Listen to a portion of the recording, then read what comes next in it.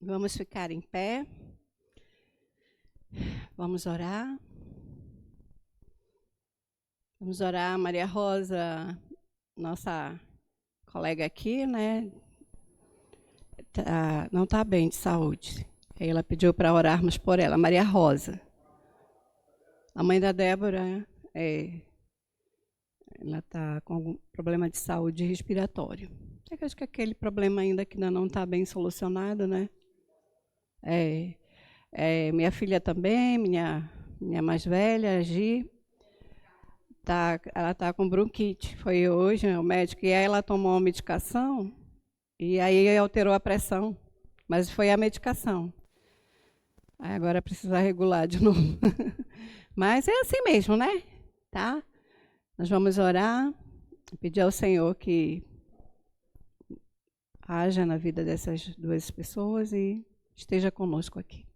Senhor, nós te louvamos, te glorificamos pelo privilégio que temos nesta noite, Senhor, de estarmos aqui na tua casa, na tua presença, para aprendermos mais de ti, aprendermos mais da tua palavra, sermos fortalecidos, sermos edificados, Pai, no conhecimento da tua palavra. Pai, que teu Espírito Santo, Deus, nesta noite, tenha plena liberdade neste lugar, em nossas vidas, em nossas mentes, em nossos corações, Pai, para falar, para trabalhar, para modificar, para transformar a nossa mente, Pai.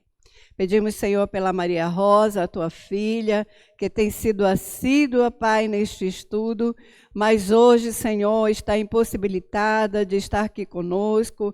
Que o teu anjo, Senhor, visite a tua filha nesta noite e leve a ela, Senhor, uma unção de cura. Repreendemos em nome de Jesus, Pai, todo mal contra a vida dela e ordenamos que em nome de Jesus, Pai, ela seja curada para a glória do teu nome. Visita também minha filha, Pai, que está em casa, enferma. Que a tua mão de poder, Senhor, ela repouse sobre a vida dela, restaurando plenamente a sua saúde, Pai. Derramando sobre ela unção de cura nesta noite. Pai, nós cremos em ti, cremos no poder que há no nome de Jesus. E é neste nome que nós oramos nesta noite. Amém. Bem, hoje nós estamos na nossa quarta aula. Estamos já findando o nosso semestre. Final de junho, teremos a nossa última aula deste módulo de virtudes cristãs. Então, estamos em processo de crescimento. Vocês lembram da primeira aula? Né? A pessoa, quando ela aceita Jesus, ela nasce de novo. Então, ela se torna um bebezinho espiritual, né? E nós já estamos numa caminhada boa, muito antes de começar o Instituto, mas eu tenho certeza que vocês têm crescido muito nessas aulas, desses módulos do Instituto. Tenho plena certeza disso. Então, nós estamos caminhando pelas virtudes cristãs que vão nos ajudar no nosso crescimento espiritual. Nós estamos caminhando para uma maturidade espiritual, certo? Hoje nós vamos estudar mais 3 virtudes. E a gente, claro que não vai conseguir, né, estudar todas. Eu gostaria muito. Por quê? Eu poderia bem chegar aqui e só falar, o amor. Mas tem tanta coisa importante no livro que eu resumo bastante, né?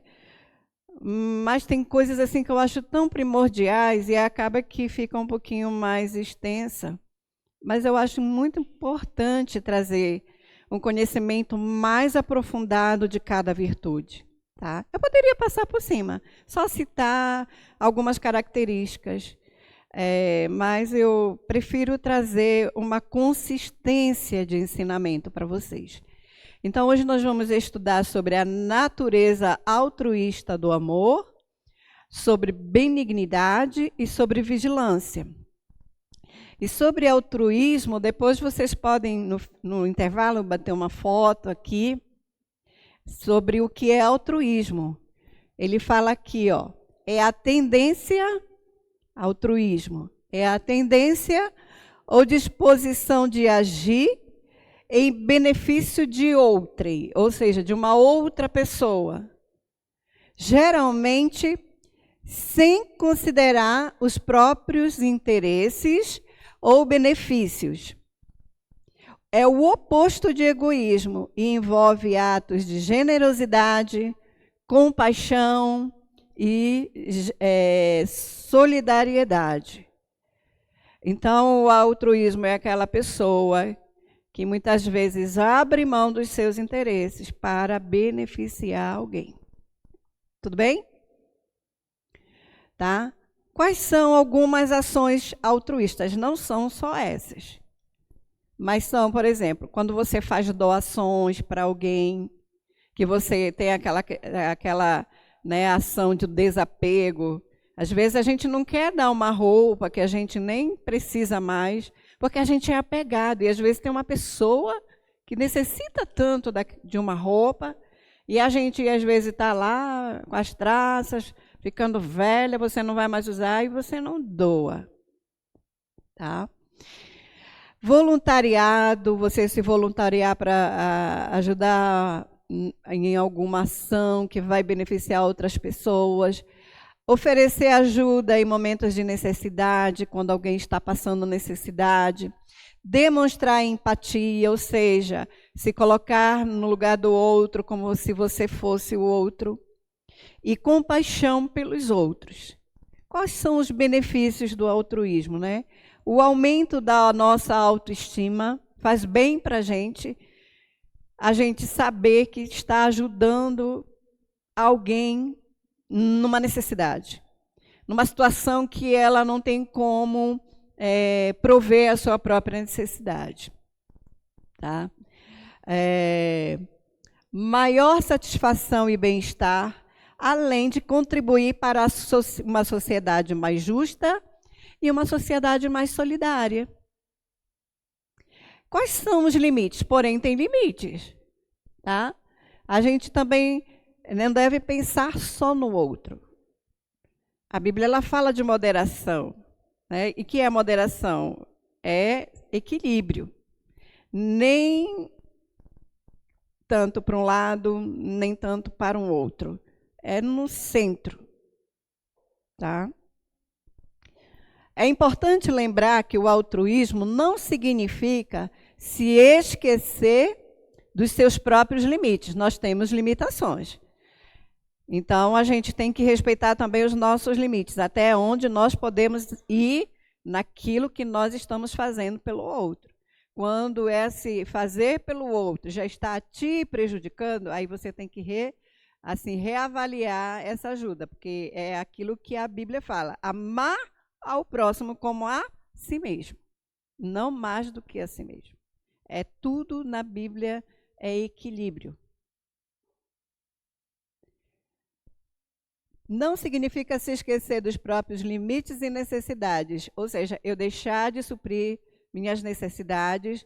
Se uma pessoa está precisando de alimento e eu só tenho 1 quilo de feijão, eu dou só todo o meu quilo de feijão para ele, o que vai acontecer comigo? Vou ficar sem feijão. Eu também, daqui a pouco, estou passando fome. Então, o que eu faço? Eu divido esse feijão.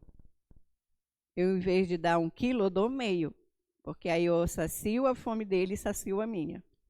Tá? Então, esses são os limites. Eu não posso fazer mais pelo outro e ficar necessitado. É fundamental cuidar de si mesmo para poder, com energia, ajudar e apoiar os outros. Se eu der tudo para ele, eu vou ficar com fome, eu vou ficar fraco. Então, é equilíbrio, tá bom? Vamos lá. A natureza altruísta do amor. A Bíblia, tá? A Bíblia é a melhor fonte para esclarecer e pensar sobre o amor. A palavra de Deus faz inúmeras referências ao amor. Mas Efésios 5:12 nos fornece um excelente ponto de introdução. Olha o que diz Efésios 5:12. Sede, pois, imitadores de Deus, como filhos amados, e andai em amor, como também Cristo nos amou e se entregou a si mesmo por nós, como oferta e sacrifício a Deus em aroma suave. Aqui, neste versículo, nós já percebemos o quê?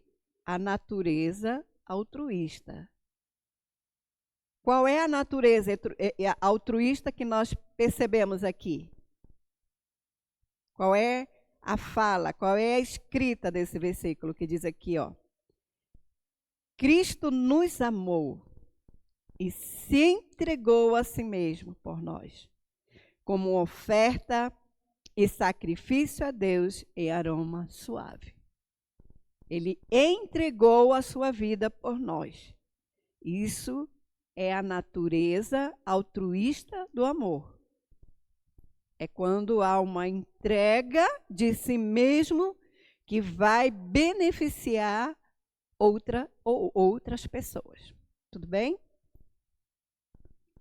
Se quisermos imitar a Deus e sermos reconhecidos como seus filhos, devemos andar em amor, porque o próprio Deus é amor. Vamos ler esse versículo? Esse versículo é maravilhoso, de 1 João, 2 versículos. 1 João, capítulo 4, versículos 7 e 8. 1 João, capítulo 4, versículos 7 e 8. Olha o que diz aqui 1 João, capítulo 4, 7 e 8. Diz assim, ó, vou ler, que fica bem melhor. Amados, amemo-nos uns aos outros, porque o amor procede de Deus. E todo aquele que ama é nascido de Deus e conhece a Deus. Aquele que não ama não conhece a Deus, pois Deus é amor. Eu quero até ler mais um pouquinho, diz assim: nisto se manifestou o amor de Deus em nós, em haver Deus enviado o seu Filho unigênito ao mundo para vivermos por meio dele.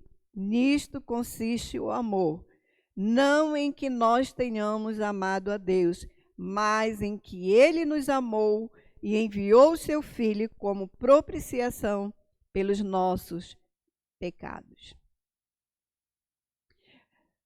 1 João também, capítulo 3, versículo 16 a 18, diz assim, a palavra de Deus. Olha o que diz em 1 João 3, 16, 17, 18. Diz assim, ó. Nisto conhecemos o amor, que Cristo deu a sua vida por nós e devemos dar a nossa vida pelos irmãos. Ora, aquele que possuir recursos deste mundo e vir a seu irmão padecer necessidade e fechar-lhe o seu coração, como pode permanecer nele o amor de Deus? Filhinhos, não amemos de palavra, nem de língua, mas de fato e de verdade. Você vê que a natureza altruísta do amor se constitui não em palavras, mas em atitudes, em ação. Tudo bem? Como crentes, somos chamados a refletir, ou seja, o amor de Deus é lançado em nós absorvemos este amor. Para que nós precisamos ser nutridos com este amor? Para que nós possamos também lançar este amor para as pessoas.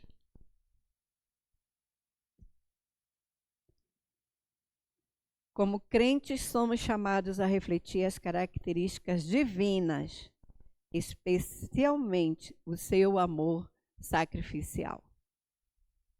na maioria das vezes, as nossas atitudes de amor, elas exigem de nós um certo sacrifício.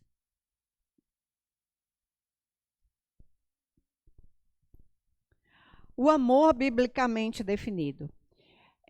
Eu vou mandar depois, tá, gente? Lá no grupo para vocês os slides, tá bom? Amor biblicamente definido. Olha o que diz aqui. Nós somos imitadores de Deus. A palavra grega para imitadores é mimetes. Essa palavra mimetes é a raiz da nossa palavra mímica. Tem aquela brincadeira que as pessoas fazem, eu vou fazer, aí você tem que imitar igualzinho, tá? É nesse sentido, tem que ser igualzinho. Da mesma forma. Alguém que imita as características específicas de outra, ou seja, de uma outra pessoa. Aqui, no caso, é imitar as características de Cristo. É isso que nós estamos estudando aqui. As virtudes cristãs, as virtudes de Cristo. Tudo bem? Além de ser imitadores de Deus, esse amor que nós vamos imitar do Senhor Deus, ele também precisa ser um amor sacrificial. A mais nobre característica divina que podemos imitar é o amor sacrificial. É o amor altruísta. Nós tivemos uma aula aqui que nós falamos sobre a kenosis. Vocês lembram? O esvaziamento. Cristo se esvaziou da sua glória, da glória da sua majestade como Deus, para se tornar a imagem e semelhança de homens. Ele não deixou de ser Deus, nós vimos, mas ele também passou a ter uma natureza humana. Ele se esvaziou, tudo isso, para quê? Por quê? Por nós, por amor a nós. Então, o verdadeiro amor, a natureza altruísta do amor, é esta característica de ser sacrificial. Jesus se entregou a si mesmo por nós. E essa entrega é o ápice do amor ágape. O amor ágape é o amor de Deus.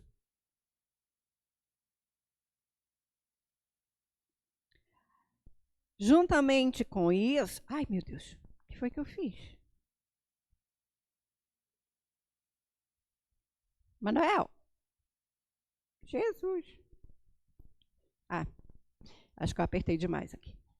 Dependência do Espírito. Também temos que ter dependência do Espírito Santo.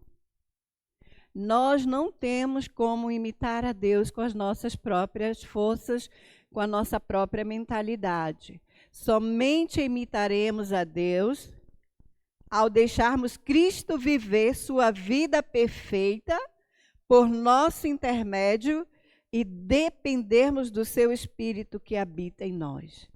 Se não houver essa dependência, vamos dizer que total do Espírito Santo, nós não temos como praticar esse amor. Por quê? É o Espírito Santo quem nos transforma, quem nos liberta, que renova a nossa mente, que vai lapidando. Deus, ele vai nos lapidando, né? E a palavra do Senhor diz que o Espírito Santo, a missão dele é convencer o homem do pecado, da justiça e do juízo. É ele que nos convence. Então, se nós damos liberdade para o Espírito Santo agir em nós, quando nós ouvimos a palavra, porque a fé, ela vem pelo ouvir a palavra de Deus. Quando nós damos lugar a estes ensinamentos, a essa palavra, então o Espírito Santo vai nos moldando, vai nos transformando, a gente vai olhando certas atitudes nossas e a gente vai percebendo que não é uma boa atitude e nós vamos nos aproximando do conhecimento e nós queremos cada vez mais nos comportarmos como Jesus se comportaria no nosso lugar. Então nós precisamos deixar o Espírito Santo agir em nossas vidas. Qual o propósito divino na salvação? Na salvação, nós tivemos ali na cruz a maior expressão do amor de Deus. A maior expressão do amor do Senhor Jesus Cristo. Foi ali. E qual é o propósito divino na salvação? Primeiro, e nós já temos falado isso desde as primeiras aulas, restaurar em nós a imagem de Cristo, nos moldar a imagem do seu Filho. É isso que diz Romanos capítulo 8, versículo 29.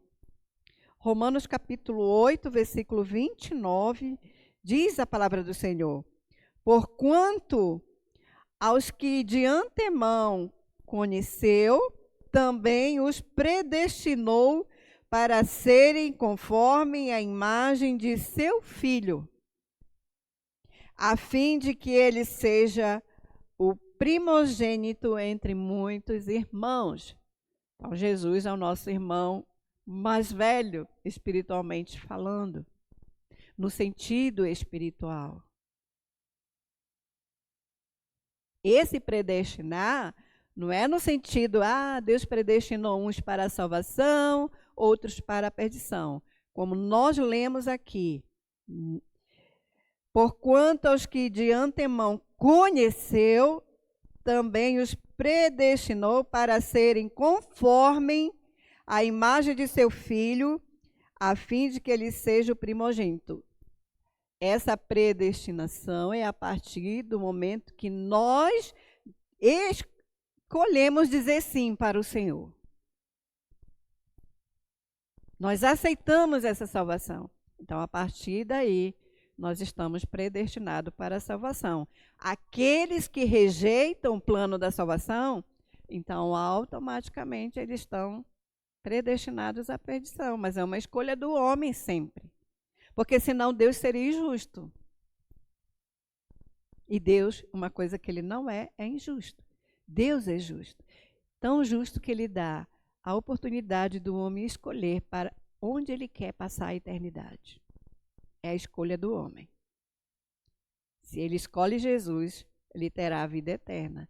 Se ele rejeita Jesus, ele terá a perdição eterna. Estará longe para sempre do Senhor. Outra coisa do propósito da salvação é que Deus nos adotou como filhos. João 1,12 diz: mas a todos quantos o receberam, deu-lhes o poder de serem feitos filhos de Deus. Então, nós fomos adotados pelo Senhor. Tá? Mas vamos ler aqui em Efésios, o versículo da nossa lição do livro. Efésios, capítulo 1 e versículo 5, diz assim, nos predestinou para ele, para a adoção de filhos, por meio de Jesus Cristo, segundo o beneplácito da sua vontade. Então, um outro propósito divino da salvação é que Deus nos adotou como filhos. Outro propósito, imitação das características divinas, no caso, as características de Cristo. Sermos santos, bondosos, perdoadores, são as características. Santo, bondoso, perdoador, humilde, amoroso, e tem outras. mas nós vamos ficar nessas aqui. Então, o propósito de Deus na salvação era redimir-nos do pecado e transformar-nos à semelhança de Cristo. Esse é um dos propósitos de nós, de imitarmos as características de Cristo, as virtudes cristãs, praticarmos essas virtudes de Cristo. Desde a eternidade, Ele nos predestinou para Ele, para a adoção de filhos, por meio de Jesus Cristo, segundo o beneplácito da sua vontade. Efésios 1:5, como nós acabamos de ler. Assim como filhos de Deus, torna-se natural para nós sermos como Ele é em todos os aspectos. Foi para isso que o Senhor enviou seu Filho para morrer por nós. Aí tinha um propósito com tudo isso. Não foi aleatoriamente. Vai lá. Não, esse plano, o plano da salvação, ele já estava, já tinha sido planejado muito antes da fundação do mundo. A Trindade já havia se reunido, porque a Trindade já sabia que o homem e a mulher iriam cair. Então, não foi uma surpresa lá no Éden, o que aconteceu no Éden. Quando o primeiro casal caiu, desobedeceu, já tinha um plano estabelecido para restaurar novamente o homem, a imagem e semelhança que foi perdida ali no Éden. O amor incondicional versus amor condicional. O amor incondicional é o amor de Deus, é o amor divino. Cristo não se sacrificou por nós porque fomos merecedores, mas por seu soberano e misericordioso amor, pagando a penalidade do pecado por todos aqueles que creem. Romanos, no capítulo 8, versículo 12, Romanos 8, 12, diz: mas Deus prova o seu amor. Não é 12. Acho que é 5. Romanos 5. 5, 8. Mas Deus prova o seu próprio amor para conosco pelo fato de ter Cristo morrido por nós, sendo nós ainda pecadores. Então não havia nenhum merecimento. Ao contrário, pela lógica, nós deveríamos ser condenados. Na verdade, estávamos condenados. Estávamos condenados. Este amor continua a dar, mesmo quando não recebe. Como demonstrado por Jesus, que amou os discípulos até o fim, mesmo quando demonstraram indiferença. E essa parte que ele fala aqui, que ele demonstrou o seu amor até o fim, a gente vai ver daqui a pouquinho mais para frente, quando Jesus fala na Santa Ceia que ele vai ser traído e que ele vai morrer, mas que ao terceiro dia ele vai ressuscitar. E Jesus fala da angústia, do sofrimento dele. Aí sabe o que os discípulos fazem? Eles começam a discutir quem é o maior no reino de Deus. É por isso que ele fala sobre essa indiferença, tá? O autor do livro. O amor condicional é o amor humano. Nós condicionamos: se você me tratar dessa forma, eu vou te amar. Eu só vou gostar daquelas pessoas que fazem alguma coisa para mim, por mim. E a pessoa faz bastante coisa, mas no dia que essa pessoa não pode mais fazer, então a gente diz assim: então agora eu não tenho mais como te amar. A gente tem essa característica de condicionar. O amor condicional se manifesta quando as pessoas retiram seu amor de qualquer pessoa que não preencha suas expectativas. Então, a partir de hoje, você não preencheu, você está fora. Você não faz mais parte do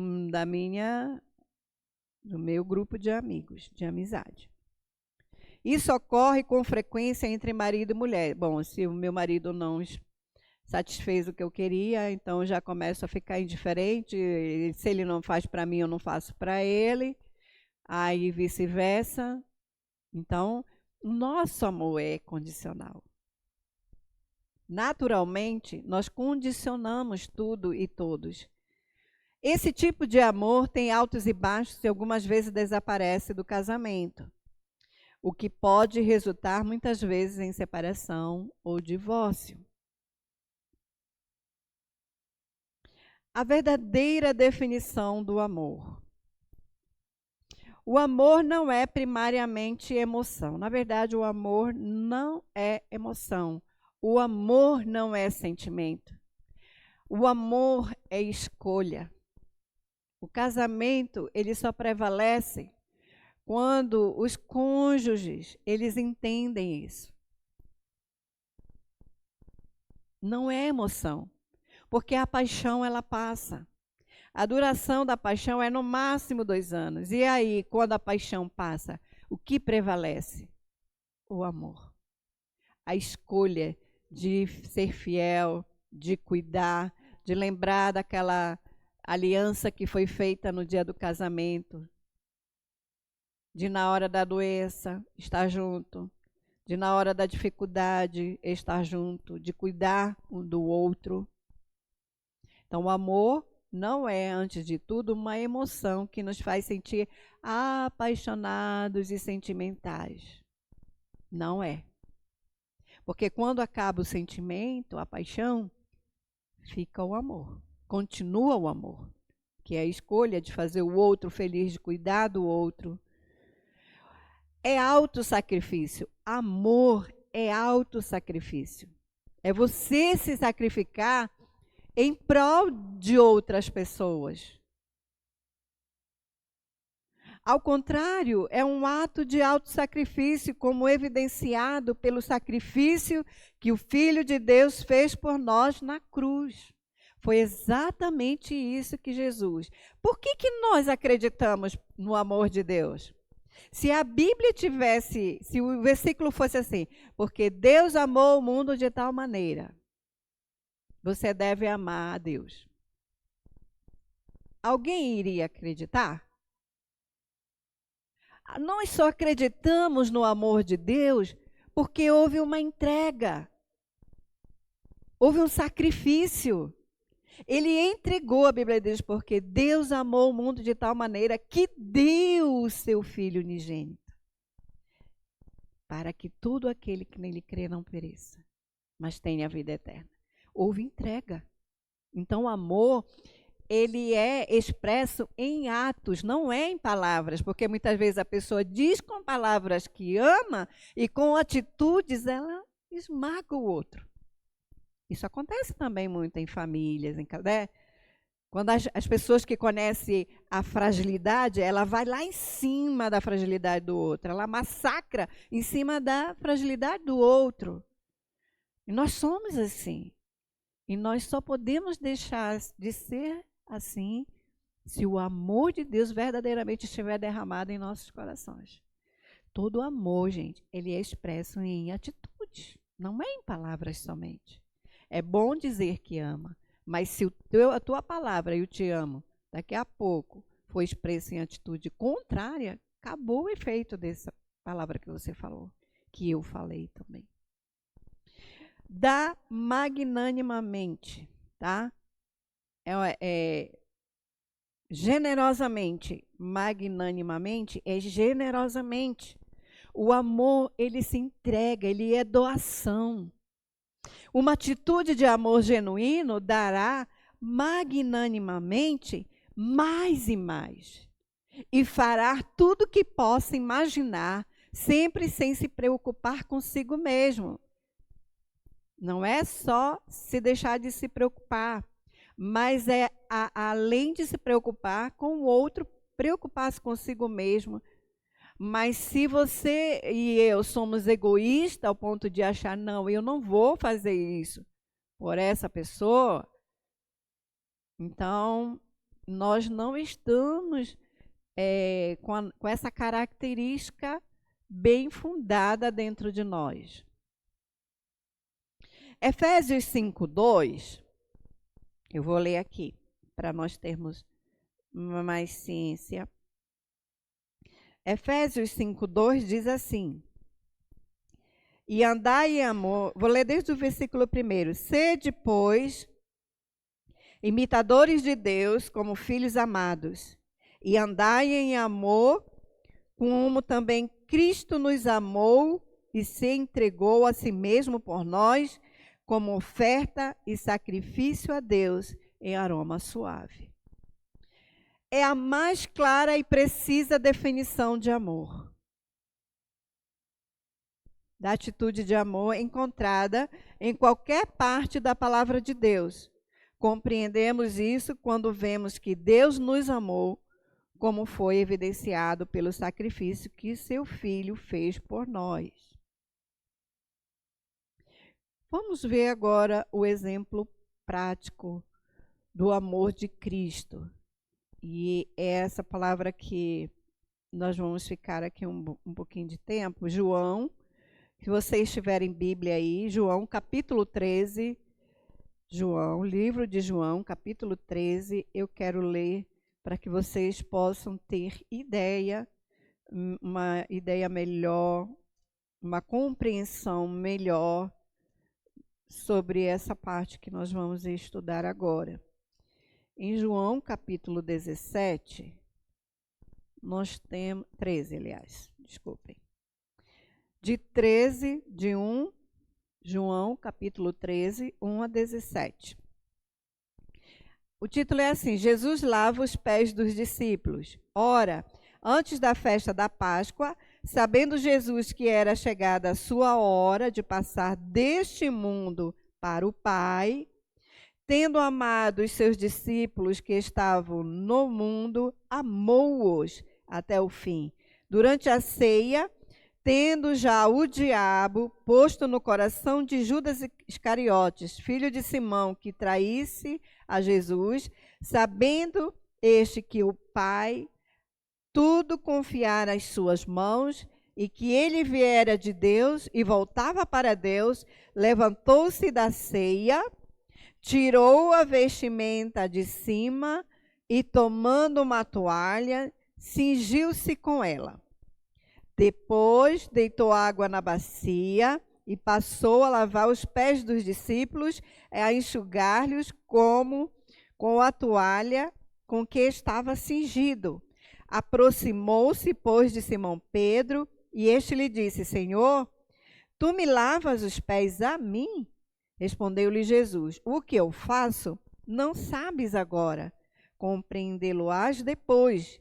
Disse-lhe Pedro: nunca lavarás os meus pés. Respondeu-lhe Jesus: se eu não lavar os teus pés, não tens parte comigo. Então Pedro lhe pediu: Senhor, não somente os pés, mas também as mãos e a cabeça. Declarou-lhe Jesus: quem já se banhou não necessita de lavar senão os pés. Quanto ao mais, será todo limpo. Ora, vós estáis limpos, mas não todos, pois ele sabia quem era o traidor. Foi por isso que disse: nem todos estáis limpos. Depois de lhes ter lavado os pés, tomou as vestes e, voltando à mesa, perguntou-lhes: compreendeis o que eu vos fiz? Vós me chamais o Mestre e o Senhor, e dizeis bem, porque eu o sou. Ora, se eu, sendo o Senhor e o Mestre, vos lavei os pés, também vós deveis lavar os pés uns dos outros. Porque eu vos dei um exemplo, para que, como eu vos fiz, façais vós também. Em verdade vos digo, o servo não é maior do que o seu senhor, nem o enviado maior do que aquele que o enviou. Ora, se sabeis estas coisas, bem-aventurados sois se as praticardes. Então, em João 13, de 1 a 17, Jesus relata a demonstração, aliás, João relata a demonstração prática de Jesus na noite antes de sua crucificação. Quando, tendo amado os seus que estavam no mundo, ele disse lá no versículo, amou-os até o fim. Jesus não desistiu, ele foi até o fim, ele foi até a cruz. Serviço humilde. Jesus tirou a sua capa e túnica, pegou uma toalha e prosseguiu com a tarefa de lavar os pés dos discípulos. Trabalho normalmente realizado pelo escravo mais baixo na escala social. Isso, gente, era um costume na época de Jesus. Eles tinham um costume, quando uma pessoa que vinha de um caminho, que eles andavam muito a pé, então os pés deles ficavam muito sujos de poeira, de areia. Então, era costume quando uma pessoa chegava na casa de uma pessoa que vinha de uma longa jornada, o escravo mais inferior da casa, não era qualquer escravo, era o menor, o pior deles, o mais baixo deles. Essa pessoa, ela era designada para lavar os pés daquela pessoa que era convidada para entrar naquela casa. Então, aquele escravo ia ali, levava uma bacia, lavava os pés, enxugava com uma toalha. Então, Jesus fez isso. E no dia da Santa Ceia, da última ceia, Jesus fez isso. A Bíblia diz que ele tirou a sua túnica. Ele se despiu da sua roupa, se abaixou para lavar os pés de cada um dos discípulos. E quando ele chega em Pedro, Pedro diz assim, não, de maneira nenhuma, tu és o Senhor, tu és o Mestre, tu não vais lavar o meu pé. Jesus olha para ele, se eu não lavar o teu pé, tu não tem parte comigo. Aí Pedro diz assim, tá bom, então me dá logo um banho. Lava a cabeça, lava a mão, lava... Não, eu não quero só o pé mais. Eu quero que me dê um banho. Ou seja, Pedro estava dizendo para Jesus, eu quero relacionamento contigo. Era isso que Pedro estava dizendo. Me dá um banho. Quando Jesus disse, não tem parte comigo quem não deixar, ele disse, mas eu quero ter relacionamento próximo contigo. É isso que Pedro estava dizendo para Jesus ali. Lição espiritual. Ao ser questionado por Pedro, Jesus esclareceu, se eu não te lavar, não tens parte comigo. Revelando o significado espiritual do quê? Da purificação. Por isso que Jesus disse, vós, quando Pedro disse, não, me dá um banho. Não, vocês não precisam de banho mais. Vocês já estão limpos pela palavra que eu tenho pregado para vocês. Vocês já têm sido transformados. Claro que a salvação ali, o ato de aceitar Jesus, a conversão, ela é um ato ali. Mas a santificação, o processo de ele continua. Ali, aceitar Jesus foi só o começo. E nós vamos continuar para sermos o quê? Transformados, deixarmos certos comportamentos e atitudes que são contrários à palavra de Deus. O Espírito Santo vai nos convencendo. Então, nós estamos numa jornada, num processo de crescimento. Supremo ato de amor. Seu altruísmo iria logo superar o lavar os pés, indo para seu supremo ato de amor, ou seja, a sua morte na cruz, quando ele carregaria os pecados deles, dos seus discípulos, e os nossos, e de todo mundo. Olha o diálogo com Pedro. Ele questionou: Senhor, tu lavas os pés a mim? Resposta de Jesus: o que eu faço não sabes agora, compreender-lo-ás depois, que nós lemos na Bíblia. A insistência de Pedro: não somente meus pés, não quero que lave só meus pés, não agora, eu quero mãos e cabeça. Quero que tu me des um banho logo. E o esclarecimento final: quem já se banhou não necessita de lavar senão aos pés. Quanto ao mais, está todo limpo. Este diálogo revela a profundidade do ensino de Jesus. Pedro não compreendia inicialmente o significado da ação de Cristo. Ele não estava entendendo nada. Mas Jesus pacientemente explicou que ele já estava limpo, ou seja, ele já estava salvo. Nós já estamos salvos. Mas nós precisamos de passar por muitos processos de transformação, de abandonar velhos hábitos, velhas ideias, velhos pensamentos, antigos comportamentos. Mas Jesus pacientemente explicou que ele já estava limpo, salvo, necessitando apenas de contínua purificação para a sua caminhada diária com o Senhor. Lição final do amor altruísta. Primeira coisa, o amor altruísta é um amor incondicional.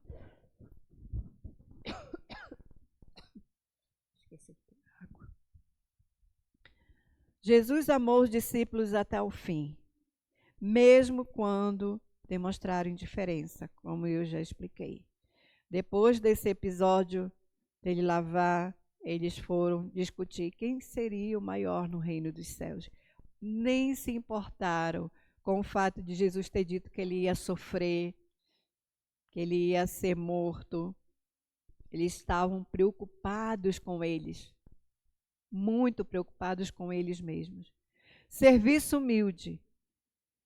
Jesus demonstrou sacrifício próprio no nível mais básico. E muitas vezes nós não queremos fazer algo que as pessoas não vão ver. Nós queremos, muitas vezes, sermos alvo da atenção das pessoas, sermos reconhecidos. Mas o serviço humilde, no caso que Jesus demonstrou, foi no nível mais básico. Ele lavou os pés dos discípulos.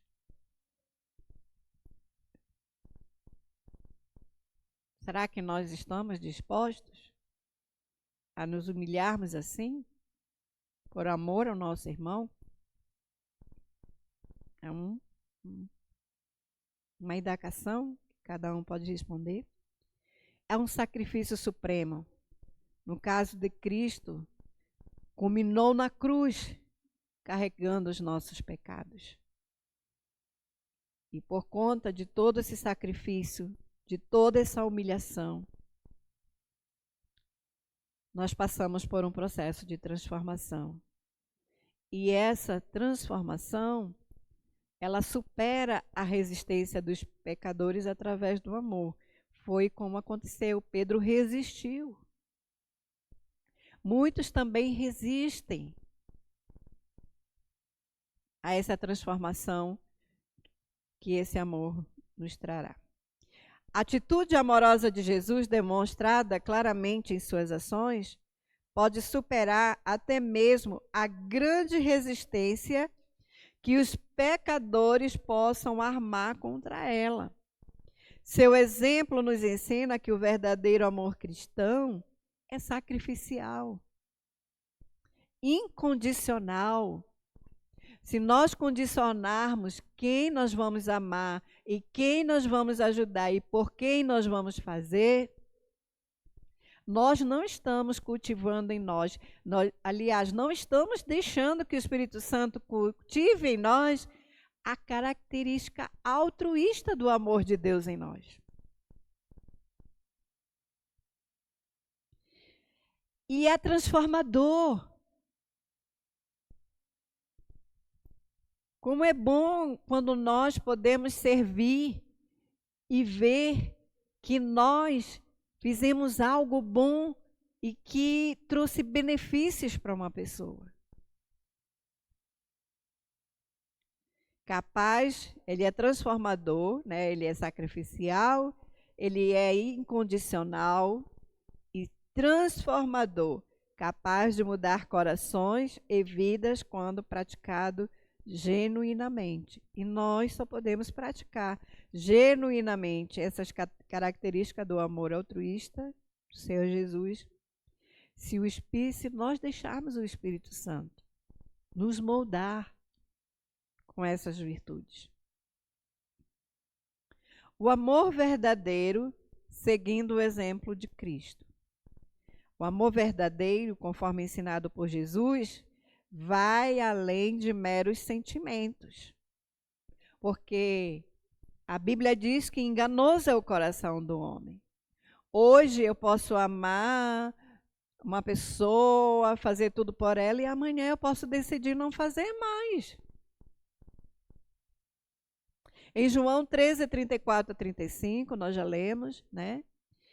Cristo nos dá um novo mandamento. Aliás, esse ainda não lemos. 13, 34 e 35 diz assim: novo mandamento vos dou, que vos ameis uns aos outros, assim como eu vos amei, que também vos ameis uns aos outros. Nisto conhecerão todos que sois meus discípulos, se tiverdes amor uns aos outros. Lembrando que amor são atitudes. Não são palavras, são atitudes, são escolhas de fazer algo que vai beneficiar alguém.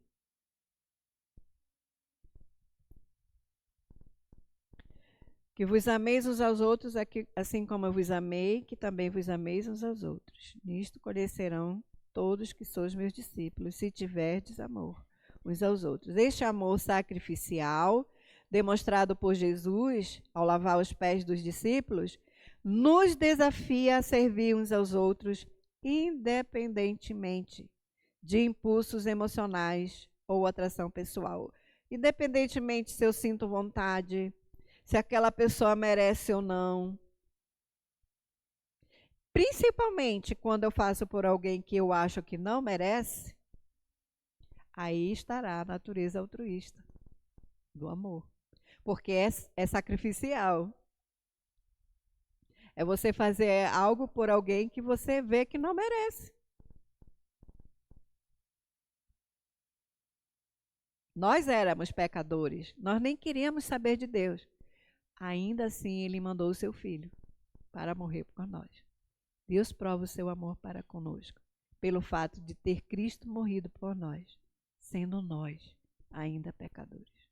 Nós nem queríamos saber dele ainda. Nós ignorávamos a ele, mas ele nos amou e se sacrificou. É um amor que vai contra a cultura atual, focada em receber ao invés de dar. Nós muitas vezes queremos só receber. Mas na hora de doar, de dar, a gente não quer dar. Não quer dar amor, não quer dar perdão, não quer dar tempo. E outras coisas mais. O desafio do amor em uma cultura egocêntrica. O amor cultural, o que é? É definido primariamente em termos sexuais. Quem ama é aquela pessoa. Ah, minha expressão de amor é eu ter relacionamento sexual. Ah, eu te amo. Ou como um receber constante. Ah, a pessoa me ama, eu amo porque eu dou alguma coisa para aquela pessoa, eu recebo. Ah, ela me ama porque ela me dá alguma coisa. É focado nas próprias necessidades e desejos, mas da mesma forma é superficial e é temporário. Porque hoje a gente pode amar muito uma pessoa e amanhã a gente pode odiar muito. Hoje a gente pode fazer muito por uma pessoa e amanhã a gente pode decidir que não vai mais fazer nada por ela, porque ela não merece. Não merece mais o meu amor, não merece mais a minha atenção e não merece mais o meu cuidado. Nosso amor é condicional. O amor cristão é baseado no sacrifício e na doação. Deus deu o seu único filho. É doação, ele deu. Focado, esse amor cristão, ele é focado nas necessidades dos outros, mas não só, como nós vimos ali no começo da aula, sobre altruísmo, né? Existem limites. Mas se eu penso só em mim, se eu quero saber só de mim, eu preciso reavaliar o meu amor cristão. Se eu penso só em mim, nas minhas necessidades, e eu não estou preocupado minimamente, claro que eu não vou sair procurando um monte de situações, mas muitas vezes se apresentam a nós situações, pessoas nos pedindo ajuda, e muitas vezes nós nos negamos, porque a gente acha que aquela pessoa não merece. Simplesmente. Não merece. Então não vou fazer. E quem somos nós, né? Que fomos alcançados por um tão grande amor. Então, se nós verdadeiramente essas virtudes estão sendo moldadas pelo Espírito Santo, nós não podemos ter um olhar puramente humano. O nosso olhar é um olhar assim, pela via espiritual. Não é realmente, aquela pessoa não merece, mas eu vou fazer porque aquele que entregou a sua vida por mim, quando ele fez isso por mim, eu também não merecia. Eu não merecia, mas ele fez. E eu fui alcançado por esse amor, porque ele fez antes de eu merecer. E ele me conquistou. Ele me convenceu desse amor, porque ele se doou quando eu não merecia. E nós praticarmos esse amor de Deus tem um poder de transformar vidas. Porque a pessoa que não merece, ela vai ser tocada. Ela vai dizer, por que essa pessoa fez por mim se eu não mereço? E aí nós temos uma oportunidade de falar de Jesus para ela. De mostrar que em nós há um amor diferente. Ele é profundo. O amor cristão, ele é profundo e é duradouro. O verdadeiro desafio para os crentes é fazer o amor genuíno resplandecer em meio a uma cultura em trevas. Gente, só o amor de Deus derramado em nossos corações vai ser capaz de transformar aqueles que estão em trevas. Ou nós vamos trazer essas pessoas para a luz, ou nós vamos levá-las para mais longe possível. Porque se nós dizemos que somos imitadores de Deus, que somos servos de Deus, e nós agimos totalmente assim, de forma contrária, nós devemos reavaliar o nosso amor, né? Ele está transformando ou ele está afastando as vidas do sacrifício da cruz, do sacrifício de Jesus? Qual é o amor que está implantado em nossos corações? Nisto conhecerão todos, João 13:35, que sois meus discípulos, se tiverdes amor uns aos outros. Você pode pegar um pouco d'água para mim? Sim. E a minha garganta está ressecada. Daqui a pouco eu já libero vocês. Daqui a 5 minutos, tá? Conformados à imagem de Cristo. Sacrifício total. Dá a vida pelos outros. Claro que no nosso caso é no sentido de cuidado. Que aqui não precisa mais ninguém entregar a vida, morrer. Obrigada. É morrer, né, por outra pessoa, porque Jesus já fez esse sacrifício. Mas muitas vezes cuidar de alguém, né, Lari? Exige um sacrifício, um esforço, né, sobrenatural. E isso é amor altruísta. É amor sacrificial. É quando você abre mão do seu próprio bem-estar para o bem-estar do outro. Isso é altruísmo. Não é qualquer pessoa que abre mão do seu bem-estar para beneficiar outro.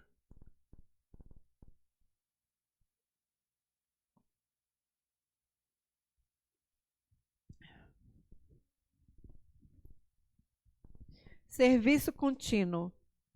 Cuidar dos necessitados. Amor incondicional. Esse conformados é de forma, tá, gente? De formato. De sermos moldados. Então, para sermos moldados à imagem de Cristo, que o Espírito Santo vem trabalhar em nós, ele vem trabalhar justamente isso. É um sacrifício total de dar a vida. Pode ser em serviços, pode ser em cuidado pelo outro, mas é sacrifício total. Não é parcial. Serviço contínuo. Cuidar dos necessitados. Amor incondicional. O que é isso? É amar sem esperar retorno. A partir do momento que você condiciona, eu só vou fazer se fizer, então não é mais natureza altruísta. Se o corpo de Cristo, que é a igreja, deve ser conformado, ou seja, ser moldado à imagem, à sua imagem, Efésios 3, 16 a 21, eu vou ler rapidinho, que aí já vou liberar vocês ali, falta 2 minutinhos, eu já libero. Efésios 3, 16 a 21, diz assim, ó. Para que, segundo a riqueza da sua glória, vos conceda que sejais fortalecidos com poder, mediante o seu Espírito no homem interior. E assim habite Cristo em vosso coração, pela fé, estando vós arraigados e alicerçados em amor, a fim de poderdes compreender com todos os santos qual é a largura, o comprimento, a altura e a profundidade, e conhecer o amor de Cristo, que excede todo o entendimento, para que sejais tomados de toda a plenitude de Deus.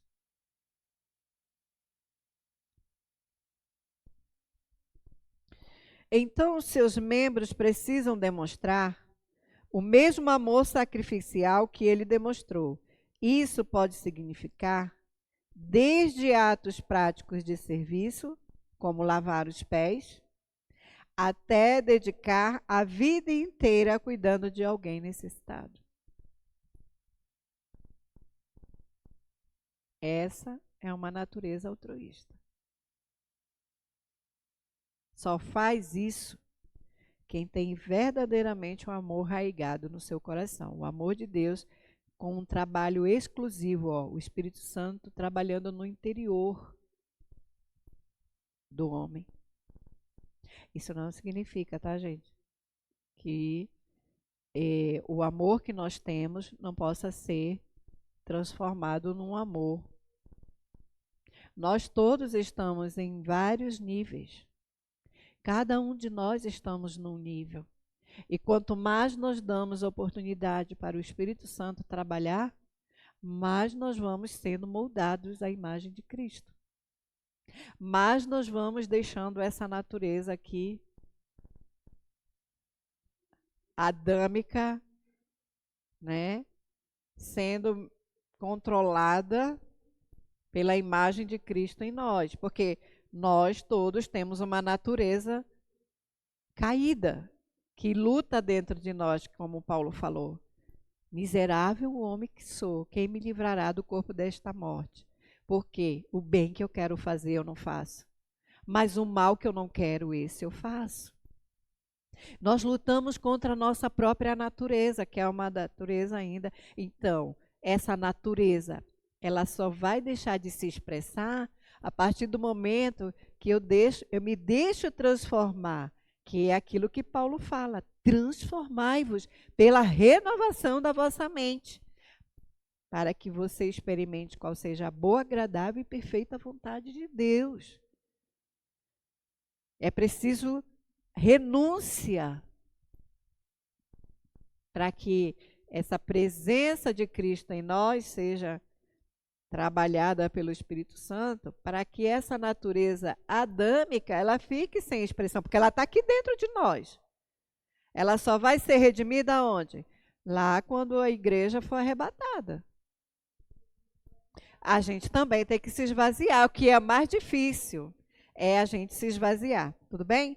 Então depois a gente... Deixa eu ver aqui. O amor cristão não é apenas um sentimento, mas uma ação contínua que reflete o caráter de Cristo em nós. E a gente volta depois para estudar, entrarmos em benignidade. Vocês podem ir tomar um cafezinho e tomar uma água. A gente vai dar uma pausa e depois a gente volta.